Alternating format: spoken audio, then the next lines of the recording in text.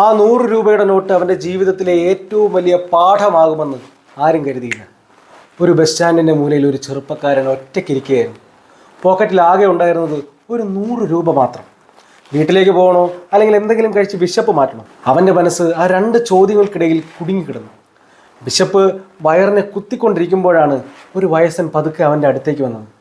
മോനെ, ഒരു ചായ വാങ്ങിത്തരാമോ? ആ ചോദ്യം കേട്ടപ്പോൾ അവൻ സ്വന്തം പോക്കറ്റിലേക്കൊന്ന് നോക്കി. ആ 100 രൂപ അവനുണ്ടായിരുന്ന അവസാനത്തെ പണമായിരുന്നു. ഒരു നിമിഷം ആലോചിച്ചതിന് ശേഷം പിന്നെ ഒരു വാക്ക് പോലും പറയാതെ ആ വയസ്സന് ഒരു ചായ വാങ്ങിക്കൊടുത്തു. പക്ഷേ ആ ചായയുടെ വില 10 രൂപ മാത്രമായിരുന്നില്ല. അതിന് പകരം അവന് കിട്ടിയത് ജീവിതം മുഴുവൻ ഓർമ്മിക്കാനുള്ളൊരു വാക്കായിരുന്നു. ചായ കുടിച്ചു തീർന്ന ശേഷം ആ വയസ്സൻ ഒരു ചിരിയോടെ പറഞ്ഞു, കഷ്ടതയിലും പങ്കുവയ്ക്കാൻ കഴിയുന്നവൻ ഒരിക്കലും ശൂന്യനാവില്ല. അത്രയേ പറഞ്ഞുള്ളൂ. പക്ഷേ ആ വാക്കുകൾ അവൻ്റെ മനസ്സിൽ വർഷങ്ങളോളം മുഴങ്ങിക്കൊണ്ടിരുന്നു.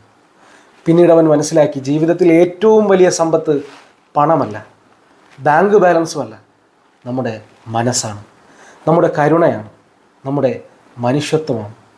കയ്യിലുള്ളത് കുറവായിരിക്കാം, പക്ഷേ ഹൃദയം ചെറുതാകരുത്. കാരണം കൊടുക്കാൻ മനസ്സുള്ളവർ ഒരിക്കലും ദരിദ്രരാകില്ല. ഈ കഥ കേൾക്കുമ്പോൾ ഒരാളുടെ മുഖം മനസ്സിൽ വന്നെങ്കിൽ ഒരുപക്ഷെ ഈ വീഡിയോ അവർക്കുള്ളതായിരിക്കും.